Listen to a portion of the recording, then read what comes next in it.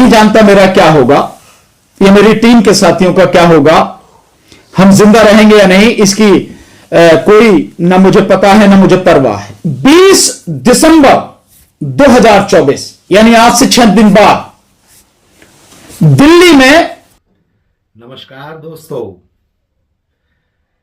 જ્યારથી કેન્દ્રની અંદર ભારતીય જનતા પાર્ટીની સરકાર બની છે ત્યારથી આપણે સતત ને સતત જોતા આવીએ છીએ, નથી મહિલાઓ સલામત, નથી દેશના યુવાનો સલામત, નથી ખેડૂતો સલામત, પણ આજે કંઈક મારે વાત કરવી છે કે સુપ્રીમ કોર્ટના વકીલો જો સલામત ન હોય તો વિચાર કરો આ દેશની જનતાનું શું થશે, શું કરવા ઈચ્છે છે ભારતીય જનતા પાર્ટીની સરકાર। ઘણી બધી વખત આપણને આવા વિચાર આવે। અત્યારે દેશની અંદર જે રીતે માહોલ ગરમાયો છે, હવે નવું એવું છે કે ભાઈ હિન્દુ મુસ્લિમને સામે કરો અને રાજનીતિ કરો। હમણાં જો તમે ઘણા સમયથી દરગાહોની નીચે આ લોકો શંકર ભગવાનની લિંગો શોધી રહ્યા છે, એવા દાવાઓ કરે છે કે વર્ષોથી શંકર ભગવાનની લિંગો આ મસ્જિદની નીચે દટાયેલી છે। ખેર આ વાતને આપણે સાઈડમાં મૂકીએ, પરંતુ જે રીતે સુપ્રીમ કોર્ટના વકીલોએ એક લડત ચાલુ કરી હતી કે ઈવીએમ હટાવો, બેલેટ પેપર અપનાવો, ત્યારે આજે પણ એ લડત ચાલુ છે। ઘણા બધા લોકોને મનમાં એવું થઈ ગયું છે કે સુપ્રીમ કોર્ટના વકીલો જે રીતે આ ઈવીએમ હટાવવાનો મુદ્દો લઈને આવ્યા હતા, અત્યારે એ મુદ્દો શાંત પડી ગયો છે, પણ એવું નથી દોસ્તો, બિલકુલ એવું નથી। જે રીતે અત્યારે સુપ્રીમ કોર્ટના વકીલ ભાનુ પ્રતાપે બયાન આપ્યું છે, સાંભળીને તમારા પગ નીચેથી કદાચ જમીન ખસકી જશે કે આવનારી 20 ડિસેમ્બરના દિવસે આ લોકો શું કરવા જઈ રહ્યા છે। સાંભળીને કદાચ નરેન્દ્રભાઈ મોદીના પગ નીચેથી પણ જમીન ખસકી ગઈ છે કે આવનારી 20 તારીખે સુપ્રીમ કોર્ટના વકીલો અને એમની સમગ્ર ટીમ શું કરવા જઈ રહી છે દિલ્હીની અંદર। સમગ્ર ઘટના આપણે સુપ્રીમ કોર્ટના વકીલ ભાનુ પ્રતાપના મોઢે સાંભળવી છે દોસ્તો, પણ ખરેખર 10 મિનિટનો સમય કાઢીને વિડીયો પૂરો સાંભળી લેશો તો તમને ખ્યાલ આવશે કે બહારના રાજ્યની અંદર શું ઘટનાઓ બને છે, કેવા એલાનો કરવામાં આવે છે। ચાલો, ગુજરાતની અંદર તો આપણને કંઈ ખબર જ નથી, તો આવો આપણે સાંભળીએ સુપ્રીમ કોર્ટના વકીલ શું બોલ્યા છે। मैं नहीं जानता मेरा क्या होगा, या मेरी टीम के साथियों का क्या होगा, हम जिंदा रहेंगे या नहीं, इसकी कोई ना मुझे पता है ना मुझे परवाह है। 20 दिसंबर 2024 यानी आज से 6 दिन बाद दिल्ली में बाबा साहब डॉक्टर अंबेडकर भवन, जो पचकुया रोड के पास रानी झांसी रोड पर है, वहां से इस देश में बैलेट पेपर से चुनाव हो, इस बात को लेकर आप देख रहे हैं कि कहीं भी संविधान होते हुए, कानून होते हुए भी किसी भी जगह मस्जिद को खुदवाया जा रहा है, कहीं कोई झगड़ा कराया जा रहा है। किसान बॉर्डर पर बैठे हैं, आज तक उन्हें आने नहीं दिया जा रहा है। आज मुझे राहत इंदौरी साहब का एक शेर बड़ा याद आ रहा है, और वो शेर है, लहू में भीगी हुई आस्तीन जीत गई, लहू में भीगी हुई आस्तीन जीत गई, चुनाव हार गए सब, मशीन जीत गई। हरियाणा हार गए, महाराष्ट्र हार गए, उससे पहले 2024 लोकसभा हार गए, लेकिन मशीन जीत गई, और यह सिलसिला लगातार चल रहा है।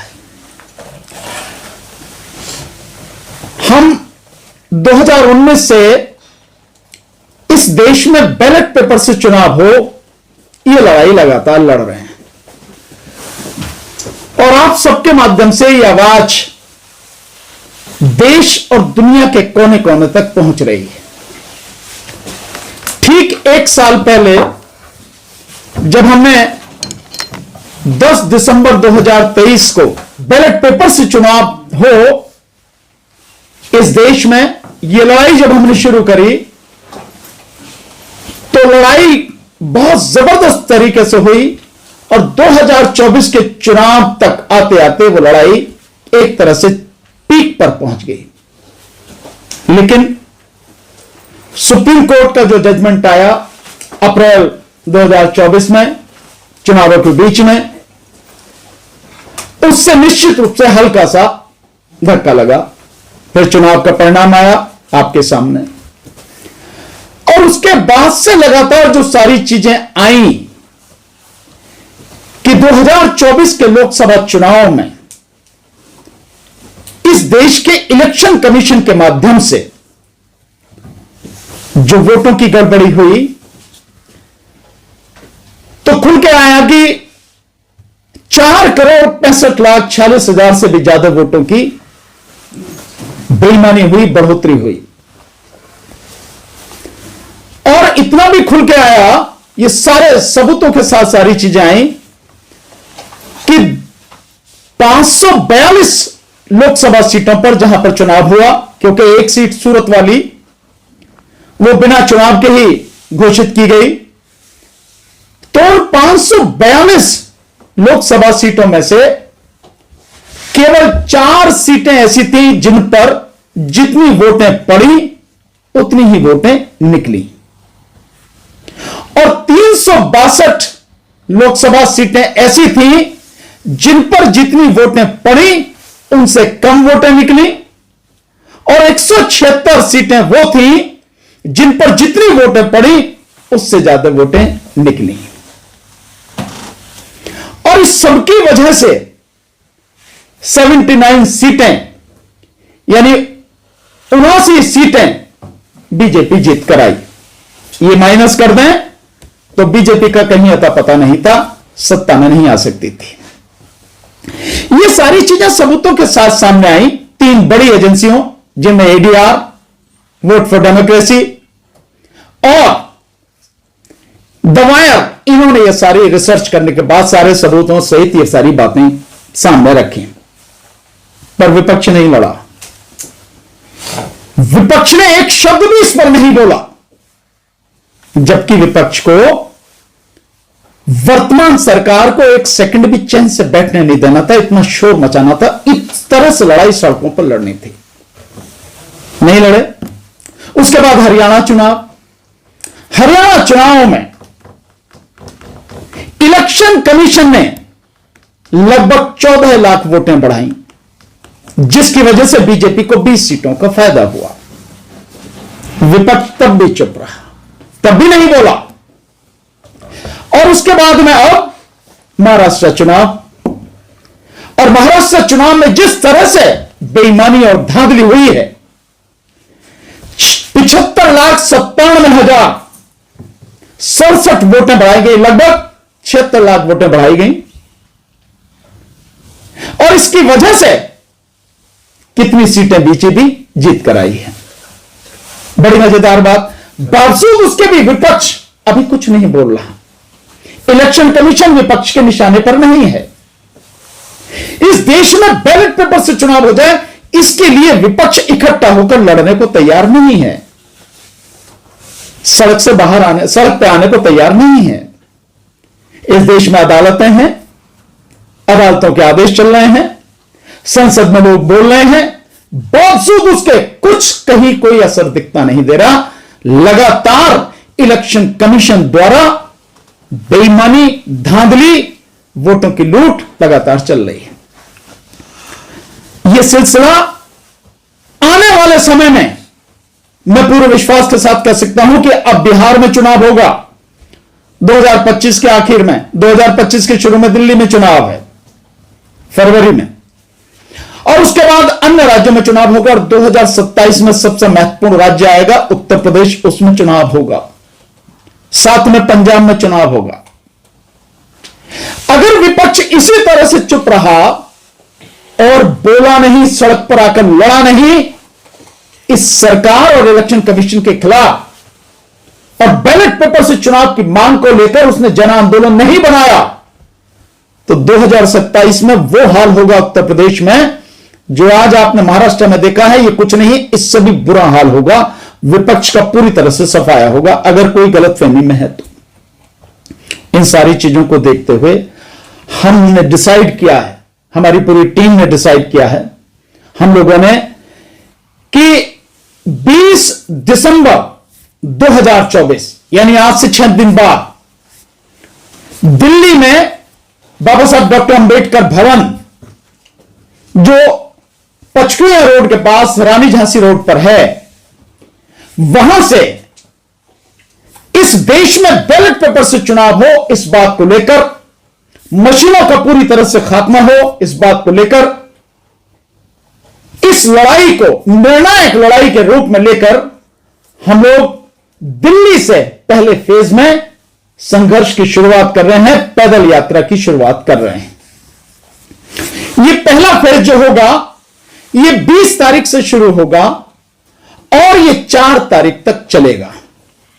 20 तारीख से शुरू होकर 3 तारीख तक चलेगा, यानी पूरे 15 दिन का यह पहला फेज हमारा होगा, जिसमें हम पूरी दिल्ली को कवर करेंगे।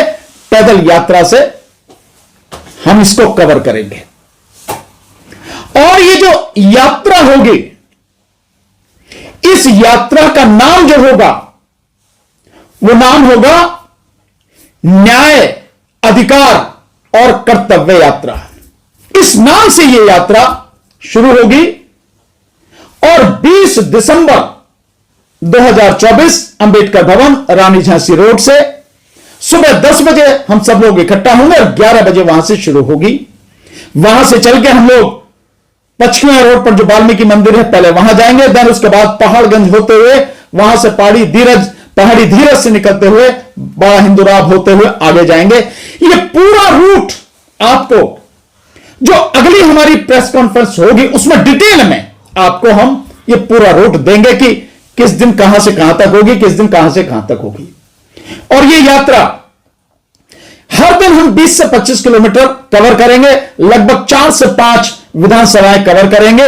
इस तरह से हमारी ये यात्रा चलेगी साथियों। और इस यात्रा में जहां ये यात्रा पहले दिन खत्म होगी, अगले दिन की यात्रा वहीं से शुरू होगी। इस तरह का हमारा पूरा रूट रहेगा साथियों, पूरी दिल्ली का। और इस यात्रा में मैं आप सबके माध्यम से जितनी भी पॉलिटिकल पार्टियां हैं, बीजेपी और उसके एलाइज को छोड़कर जितनी भी पॉलिटिकल पार्टियां हैं, इंडिया गठबंधन की सारी पार्टियां, Congress, Samajwadi party, communist parties, Mamata Banerjee ji, जितनी भी पार्टियां हैं, डीएमके, सबको हम लोग इनवाइट कर रहे हैं, आप आइए। ये लड़ाई सबकी लड़ाई है साथियों। आपका पूरा सम्मान, अपना झंडा, अपना बैनर पूरा लेकर आइए। और इसके अलावा छोटी बड़ी जितनी पार्टियां हैं सब इनवाइटेड हैं। और इसके अलावा जितने भी सामाजिक संगठन हैं, जितने भी लोग हैं जो इस देश को बचाना चाहते हैं, इस देश की नस्लों को, फसलों को, किसान मजदूरों को, युवाओं को, बेरोजगारों को, इन सबको बचाना चाहते हैं, उन सबका अपने झंडे और अपने बैनर, अपने पार्टी, अपने संगठन के माध्यम से आपका स्वागत है। सब लोग इस मामले में आइए। मेरा विशेष रूप से, हालांकि सभी से मेरा निवेदन है कि सब जो भी हैं, जो इस देश के संविधान को बचाना चाहते हैं, जो इस देश के लोकतंत्र को बचाना चाहते हैं, जो भारत को बचाना चाहते हैं, इसके भारत की जो सब लोग, सब तरह के जो फूल हैं वो मिलके जो संस्कृति है, अनेकता में एकता वाली जो संस्कृति है, सभी धर्म संप्रदाय समाज के लोग इसमें मिलजुल कर रहे हैं, भाईचारे से रहे हैं, उस सबको बचाने वाले जो लोग हैं, जो ये चाहते हैं, उन सबका स्वागत है। सबको मेरी तरफ से निमंत्रण है, सबको आमंत्रण है, आप आए और पूरी मजबूती के साथ इसमें हिस्सा लें। पर मेरा विशेषकर जो बाबा साहब डॉक्टर अंबेडकर को मानने वाले लोग हैं, जो इस देश के संविधान को मानने वाले लोग हैं, मेरा उनसे विशेष आग्रह है, निवेदन ही नहीं विशेष आग्रह भी है। यह देश जान चुका है, दुनिया जान चुकी है कि संविधान पर अगर आंच आएगी तो संविधान को बचाने वाले केवल आप हो। आप संविधान को बचाने के लिए किसी भी हद तक को जा सकते हो। और आज संविधान खतरे में है। संविधान खतरे में है तो इस देश के नागरिकों के अधिकार खतरे में है, हमारी आने वाली नस्लें खतरे में हैं। संविधान खतरे में है तो इस देश का किसान खतरे में है। संविधान खतरे में है तो इस देश का मजदूर खतरे में है, संविधान खतरे में है तो इस देश के नौजवान खतरे में है, इस देश की सेना खतरे में है, ये देश खतरे में है। इसलिए बाबा साहब डॉक्टर अंबेडकर को मानने वाले लोगों से मेरा विशेष आग्रह है, सारे पूर्वाग्रह, सारी चीजें एक साइड में रख के आइए हमारे साथ। मैं नहीं जानता मेरा क्या होगा, ये मेरी टीम के साथियों का क्या होगा, हम जिंदा रहेंगे या नहीं, इसकी कोई ना मुझे पता है, ना मुझे परवाह है, ना मेरे साथियों को कोई परवाह है। लेकिन अब ये लड़ाई पूरे देश में ये लड़ाई चलेगी। इसकी शुरुआत हम दिल्ली से कर रहे हैं। 15 दिन का पहला फेज दिल्ली कवर करेंगे, देन उसके बाद में महाराष्ट्र कवर करेंगे, हरियाणा कवर करेंगे और पूरे देश में अब यह आंदोलन चलेगा। मेरे जो गोवा के साथी हैं, लगातार उनका फोन आ रहा है कि आप बताएं कैसे करना है, कब से करना है। मैं उन साथियों को भी बताऊंगा कि हमें कब से क्या करना है। तो मेरा सबसे आग्रह है कि यह लड़ाई इस देश को बचाने की है, अपने अस्तित्व को बचाने की। अन्यथा आप देख रहे हैं कि कहीं भी संविधान होते हुए, कानून होते हुए भी किसी भी जगह मस्जिद को खुदवाया जा रहा है, कहीं कोई झगड़ा कराया जा रहा है, किसान बॉर्डर पर बैठे हैं, आज तक उन्हें आने नहीं दिया जा रहा। क्या कसूर है उनका? कोई कसूर नहीं। शिक्षा का बेड़ा गर्क, रोजगार का बेड़ा गर्क, ये हालात बनाकर रख दिए हैं। भयानक महंगाई है, भयानक बेरोजगारी है, लेकिन सरकार अपने मजे में मस्त है। तो मैं आपके माध्यम से कहना चाहता हूं, ध्यान रखिए जितने भी साथी हैं और जिन तक भी ये वीडियो पहुंचे, इस वीडियो को जिस भी चैनल के माध्यम से वीडियो पहुंच रहा, मेरी आवाज पहुंच रही है, अधिक से अधिक लोगों तक शेयर कीजिए।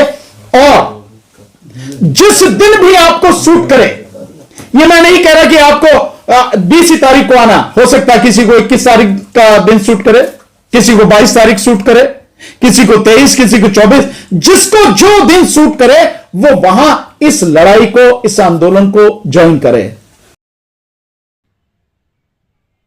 તો આ વિડીયો બાબતે તમારી જે પણ મંતવ્ય હોય, તમારી જે પણ રાય હોય, મને કોમેન્ટ બોક્સમાં જરૂર જણાવજો કે ખરેખર ઈવીએમ હટવું પડે, બેલેટ પેપર આવવું પડે, આના વિશે તમારું શું કહેવું છે મને જરૂર જણાવજો।